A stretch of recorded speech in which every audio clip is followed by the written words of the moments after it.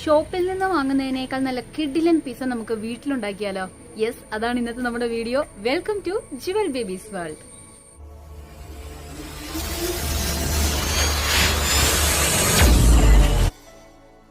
Pizza എല്ലാവർക്കും ഭയങ്കര ഇഷ്ടമല്ലേ? പിസ്സ നമ്മൾ ഉണ്ടാക്കാൻ പോവാണ് വളരെ സിമ്പിൾ ആയിട്ട് നമ്മുടെ വീട്ടിൽ തന്നെ. ലോക്ക്ഡൌൺ ഒക്കെ ആയതുകൊണ്ട് പിസ്സ കഴിക്കാനായിട്ട് പുറത്തു പോകാനും പറ്റാത്തൊരവസ്ഥയാണ്. പിസ്സ അത്ര ഇഷ്ടമുള്ളവർക്ക് അല്ലേ? പക്ഷെ വീട്ടിൽ നമുക്ക് സുഖമായിട്ട് ഉണ്ടാക്കിയെടുക്കാം. വെറും 10-35 രൂപയുടെ ഇൻഗ്രീഡിയൻസ് മാത്രം മതി. വീട്ടിൽ തന്നെ ഉണ്ടാക്കാം, അതും ഫ്രൈയിങ് പാനിലുണ്ടാക്കാം. എങ്ങനെയുണ്ട്? നമുക്ക് വീഡിയോയിലേക്ക് പോകാം. വീഡിയോയിലേക്ക് പോകുന്നതിന് മുമ്പ് ഇതുവരെ ഈ ചാനൽ സബ്സ്ക്രൈബ് ചെയ്തില്ലെങ്കിൽ ഇപ്പൊ തന്നെ ഒന്ന് സബ്സ്ക്രൈബ് ചെയ്യണം കേട്ടോ. ബെൽ ബട്ടൺ ക്ലിക്ക് ചെയ്യാൻ മറക്കണ്ട. ഓൾ എന്ന ഓപ്ഷൻ. നമുക്ക് നേരെ വീഡിയോയിലേക്ക് പോകാം. വളരെ സിമ്പിളായിട്ട് നമുക്ക് നമ്മുടെ വീട്ടിലുള്ള ഇൻഗ്രീഡിയൻസ് വെച്ചിട്ട് പിസ്സ ഉണ്ടാക്കും. അതും നല്ല സൂപ്പർ പിസ്സ. ഷോപ്പിൽ നിന്ന് വാങ്ങുന്ന പിസ്സയെ വെല്ലുന്ന കിടിലൻ പിസ്സയാണ് നമ്മൾ ഉണ്ടാക്കാനായിട്ട് പോകുന്നത്. ഈ പിസ്സ നമ്മൾ ഉണ്ടാക്കി കഴിയുമ്പോൾ നമുക്ക് ഏകദേശം ഒരു 30-35 രൂപയുടെ ഇൻഗ്രീഡിയൻസ് ഇതിനകത്ത് വരുന്നുള്ളൂ. അപ്പോൾ ശരിക്കും പറഞ്ഞാൽ ഒരു 35 രൂപയുടെ പിസ്സ എന്ന് വേണമെങ്കിൽ നമുക്ക് പറയാം. നമ്മൾ വാങ്ങുന്ന 600-800 രൂപയുടെ പിസ്സയുടെ അതേ സെയിം തിങ്ങാണിത്. അപ്പോൾ നമുക്ക് ഉണ്ടാക്കി നോക്കാം പിസ്സ അല്ലേ? പിസ്സ ഉണ്ടാക്കിയെടുക്കാനായിട്ട് അതിൻ്റെ ബാറ്റർ റെഡിയാക്കാനായിട്ട് നമുക്ക് ഇവിടെ ഒരു ബൗൾ എടുക്കാം. വലിയൊരു ബൗളാണ് ഞാൻ എടുത്തിരിക്കുന്നത്. അപ്പോൾ ആ ബൗളിലേക്ക് ചെറിയ ചൂടുവെള്ളമാണ് ചേർക്കുന്നത്. 1/2 കപ്പ് ചെറിയ ചൂടുവെള്ളമാണ് എടുക്കുന്നത്. അപ്പോൾ നമ്മൾ എന്ത് കപ്പിലാണോ എന്തിലാണോ അര എടുക്കുന്നത് അതേ സെയിം അളവിൽ തന്നെ ബാക്കിയെല്ലാം എടുത്താൽ മതി കേട്ടോ. ഇനി ഈ ചെറു ചൂടുവെള്ളത്തിലേക്ക് നമുക്ക് 1 സ്പൂൺ പഞ്ചസാര കൂടി ആഡ് ചെയ്ത് കൊടുക്കാം. അതിനൊപ്പം ഒരു 2 നുള്ള് ഉപ്പ് കൂടി ചേർത്ത് കൊടുക്കാം കേട്ടോ. ഞാനത് ഉണ്ടാക്കിയപ്പോൾ ഇട്ടില്ല, അപ്പോൾ അതിനനുസരിച്ച് ഒരു ഉപ്പിൻ്റെ ഒരു കുറവ് തോന്നി എനിക്ക്. അപ്പോൾ അതുകൊണ്ട് ഒരു 2 നുള്ള് ഉപ്പ് കൂടി നമുക്ക് ചേർത്ത് കൊടുക്കാം. ഇനി ഇതിലേക്ക് നമുക്ക് 1/2 കപ്പ് പാല് ചേർത്ത് കൊടുക്കാം. പാലപ്പം ഞാൻ ഓൾറെഡി തിളപ്പിച്ച് ആറിച്ച പാലാണിത്. അത് 1/2 കപ്പാണ് ചേർത്ത് കൊടുക്കുന്നത്. നമ്മൾ ആദ്യം എന്ത് കപ്പാണോ എടുത്തത് ആ സെയിം കപ്പിൽ തന്നെ പാലും അളന്നെടുത്താൽ മതി.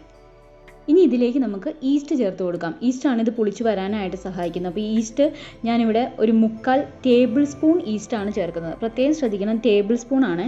അത് കുറച്ച് കൂടുതലുണ്ട്. നല്ലതുപോലെ പെട്ടെന്ന് പൊങ്ങി വരാൻ വേണ്ടിയിട്ടാണ് 3/4 ടേബിൾ സ്പൂൺ ഈസ്റ്റ് ചേർത്ത് കൊടുക്കുന്നത്.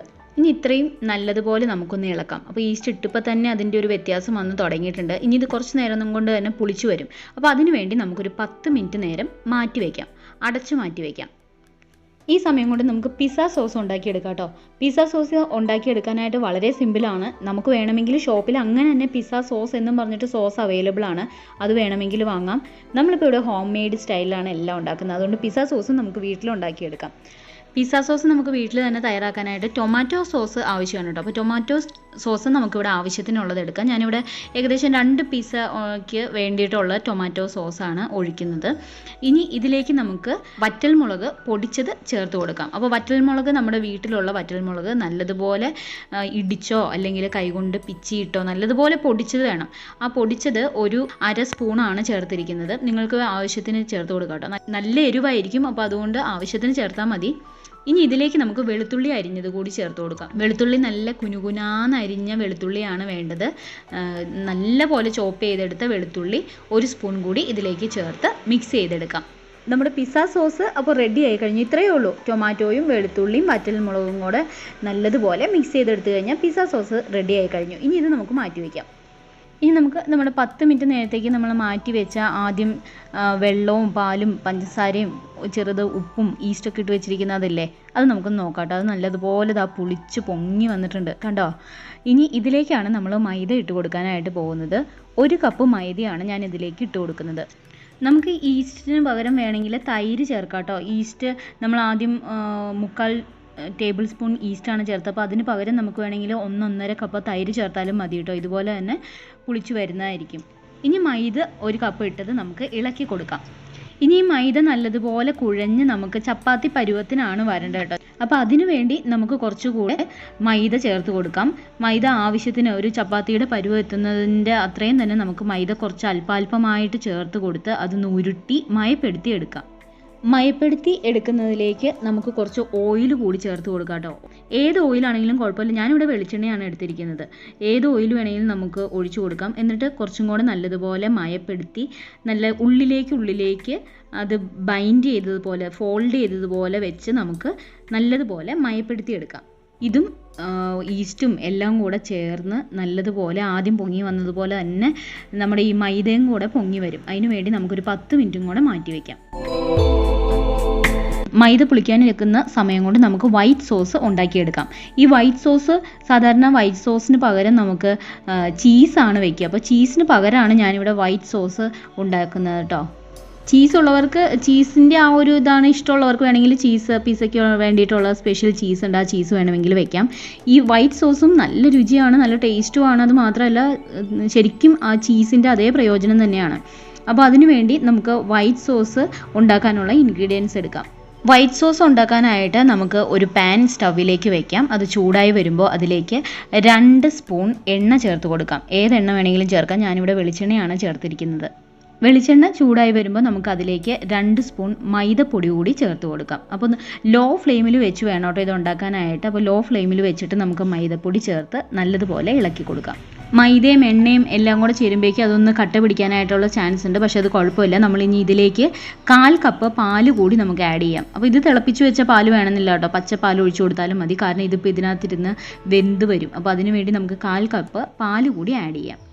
മൈദയും എണ്ണയും പാലും എല്ലാം കൂടെ നല്ലതുപോലെ മിക്സാക്കി അതിൻ്റെ കട്ടയെല്ലാം നമുക്ക് ഉടച്ചെടുക്കാം.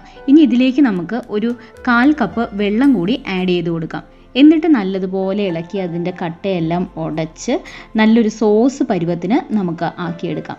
ഇനി ഇതിലേക്ക് ചേർക്കേണ്ടത് 1 സ്പൂൺ വെളുത്തുള്ളിയാണ്. അപ്പോൾ നല്ലതുപോലെ ചോപ്പ് ചെയ്ത് വെച്ചിരിക്കുന്ന വെളുത്തുള്ളി നമുക്ക് ഇതൊന്ന് അതിൻ്റെ ആ ഒരു പച്ച മണം എല്ലാം ഒന്ന് മാറി കഴിയുമ്പോൾ നമുക്ക് ഈ 1 സ്പൂൺ വെളുത്തുള്ളി ചോപ്പ് ചെയ്ത് വെച്ചത് ഇതിലേക്ക് ചേർത്ത് കൊടുക്കാം.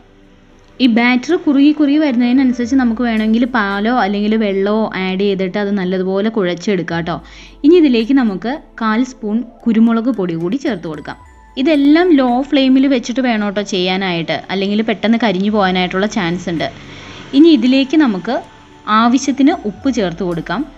പിന്നെ അതുപോലെ തന്നെ വറ്റൽമുളക് പൊടിച്ചത് നമുക്കിതിനേക്കും കുറച്ച് ചേർത്ത് കൊടുക്കാം. അപ്പം മുളക് നല്ലതുപോലെ വേണമെങ്കിൽ കുറച്ചും കൂടെ കൂടുതലിടാം, അല്ലെങ്കിൽ കുറച്ച് വറ്റൽമുളക് ഇടിച്ചത് അല്ലെങ്കിൽ പൊടിച്ചത് ഇതിലേക്ക് ചേർത്ത് കൊടുക്കാം. ഇനി ഇതെല്ലാം കൂടെ നല്ലതുപോലെ മിക്സ് ചെയ്യാം. ആവശ്യത്തിന് പാലോ അല്ലെങ്കിൽ വെള്ളമോ ചേർത്ത് നല്ല ഒരു ക്രീമി പരുവത്തിനാക്കിയെടുക്കാം. അപ്പോൾ നമ്മുടെ വൈറ്റ് സോസ് റെഡി ആയി കഴിഞ്ഞു. ഇത് നമുക്ക് മാറ്റി വയ്ക്കാം. ഇനി നമ്മൾ 10 മിനിറ്റ് നേരത്തേക്ക് മാറ്റി വെച്ച മൈദ മാവ് നമുക്കൊന്ന് നോക്കാം. അത് നല്ലതുപോലെ ഇതാ പൊങ്ങി വന്നിട്ടുണ്ട്.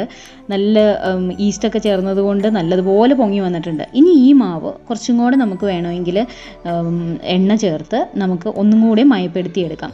അപ്പോൾ എന്ത് ഓയിൽ വേണമെങ്കിലും ചേർക്കാം കേട്ടോ. നല്ലതുപോലെ ഒന്നും കൂടെ ഒന്ന് മയപ്പെടുത്തിയെടുക്കാം.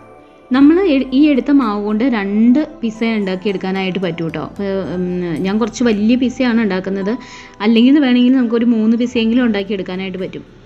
അപ്പോൾ പാനിൽ പിസ്സ ഉണ്ടാക്കാനായിട്ട് ഞാനൊരു പാൻ സ്റ്റവിലേക്ക് വെച്ച് ആ പാത്രം ഒന്ന് ചെറുതായിട്ടൊന്ന് ചൂടായി അതിൻ്റെ ചുറ്റുമുള്ള ആ വെള്ളമയം എല്ലാം ഒന്ന് പോയി കിട്ടണം. ആ പാൻ അതിന് വേണ്ടി ഒന്ന് ചെറുതായിട്ട് ചൂടാക്കിയെടുക്കാം. അതിനുശേഷം നമുക്ക് പാനിലേക്ക് ഈ നമ്മുടെ മൈദ വെച്ചിരിക്കുന്നത് നമുക്ക് കൈകൊണ്ട് ഒന്ന് പരത്തി ഒരു റൗണ്ടാക്കി എടുക്കാം. അതിനുശേഷം ആ പാൻ ഒന്ന് മൂടി വെക്കണം കേട്ടോ. അതുപോലെ തന്നെ ഒരെണ്ണം മൈക്രോവേവ് ഓവനിൽ ഞാൻ തയ്യാറാക്കുന്നുണ്ട്. അപ്പോൾ അതിന് വേണ്ടി ഓവനിലേക്കുള്ള പാത്രം എടുത്ത് നമുക്ക് ഓവനിലേക്കുള്ളതും നമുക്ക് കൈകൊണ്ട് തന്നെ നല്ലതുപോലെ ഒന്ന് പരത്തി വെച്ച് കൊടുക്കാം. ഓവനിലേക്കായിട്ട് എടുത്ത പാത്രത്തിൽ നമ്മൾ മാവെല്ലാം നല്ലതുപോലെ തേച്ച് നല്ലപോലെ പരത്തി വെച്ചിട്ടുണ്ട്. ഇനി ഇതിലേക്ക് നമുക്ക് ഫോർക്ക് വെച്ച് ഒന്ന് കുത്തി കൊടുക്കാം കേട്ടോ. അപ്പോൾ അതിൻ്റെ ഒരു ഗുണം എന്താണെന്ന് വെച്ചാൽ നമുക്ക് കറക്റ്റായിട്ട് ആ ഒരു പിസയുടെ ഒരു സ്റ്റൈൽ കിട്ടാൻ വേണ്ടിയിട്ടാണ് ഇങ്ങനെ ഒന്ന് കുത്തി കൊടുക്കുന്നത്. എന്നിട്ട് വേണം നമുക്ക് അതിനകത്തേക്ക് നമുക്ക് സോസുകളെല്ലാം തേച്ച് കൊടുക്കാനായിട്ട്.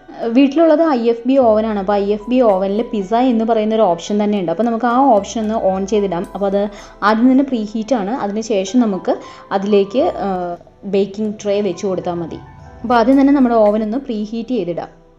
ഇനി അഥവാ പിസ്സ എന്ന് പറയുന്ന ഓപ്ഷൻ ഇല്ലെങ്കിൽ കൺവെൻഷൻ പ്ലസ് മൈക്രോ എന്ന് പറയുന്ന ഓപ്ഷനിൽ പ്രസ് ചെയ്തതിന് ശേഷം ഒരു 170 നമുക്ക് പ്രീ ഹീറ്റ് ചെയ്തെടുക്കാം. ഒരു 5 അല്ലെങ്കിൽ 10 മിനിറ്റ് നേരം ഓവൻ ആദ്യം തന്നെ ഒന്ന് പ്രീ ഹീറ്റ് ചെയ്തിടാം.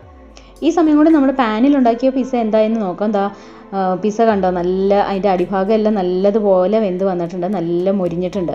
അപ്പോൾ ഇത് ഒരു ഭാഗം മൊരിഞ്ഞ് കഴിയുമ്പോൾ അതിൻ്റെ താഴത്തെ ഭാഗം മൊരിഞ്ഞ് കഴിയുമ്പോൾ നമുക്കിത് ഓഫ് ചെയ്യാം കേട്ടോ. അപ്പോൾ മൊരിഞ്ഞ വശമില്ല, അതായത് അടിഭാഗത്തെ വശം പിസ്സയുടെ, അത് നമുക്ക് മറിച്ചിട്ട് കൊടുക്കാം.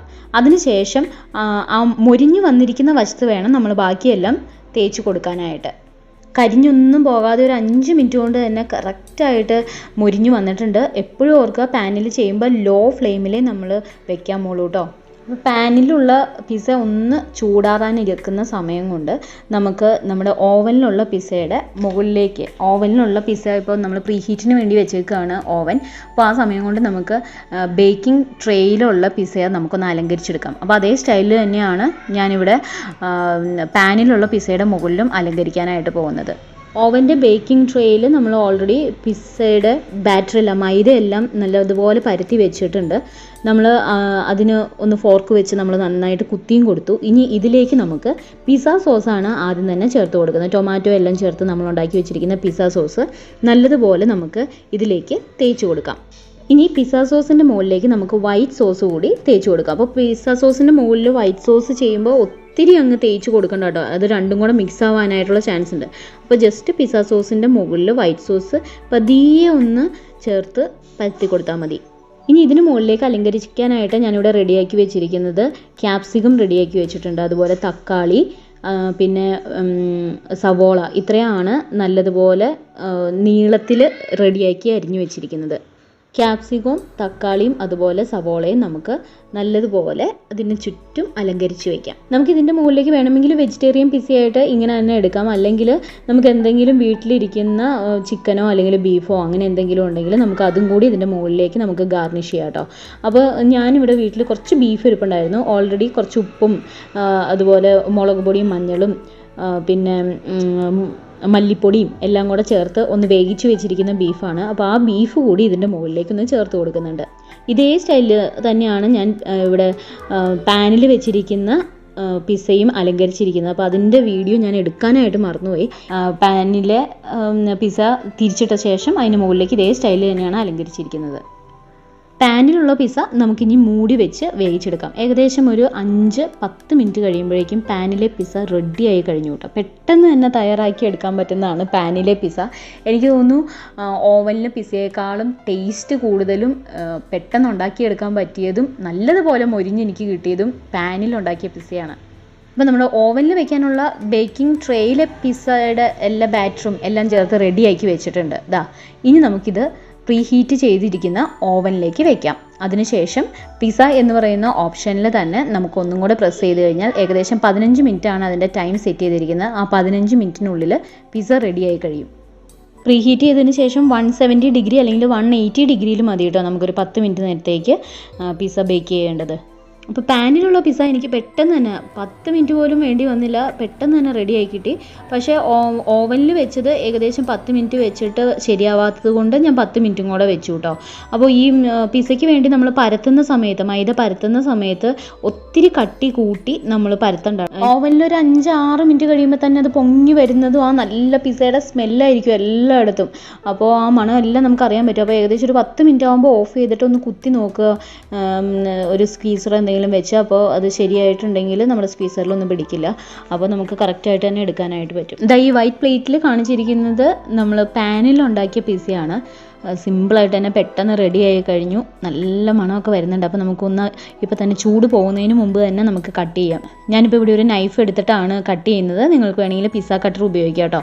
അപ്പോൾ ഞാനിവിടെ ഇത് കട്ട് ചെയ്തിട്ടുണ്ട്. നമ്മുടെ ചീസ് പോലെ തന്നെ നമ്മുടെ വൈറ്റ് സോസും ഉണ്ട്. കറക്റ്റായിട്ട് തന്നെ നമുക്കത് മുറിച്ചെടുക്കാനായിട്ട് പറ്റി.